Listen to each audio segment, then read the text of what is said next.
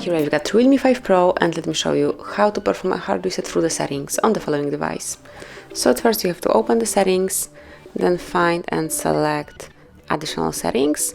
Here scroll down to the bottom of the list and select backup and reset.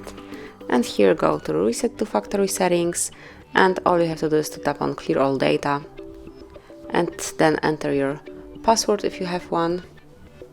And if you really want to clear all data, if you would like to remove all the settings and also all information stored on your device's internal storage, just click on clear data. Then you have to confirm it again because this operation cannot be undone and you will lose all your information stored on this Realme. But if you want to do it, just click on clear data and wait until it's done.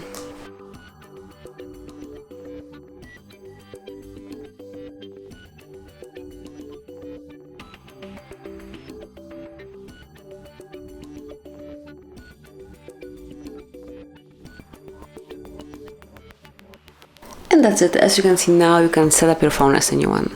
So this is it. That would be all. Thank you for watching. Please subscribe our channel and leave the thumbs up.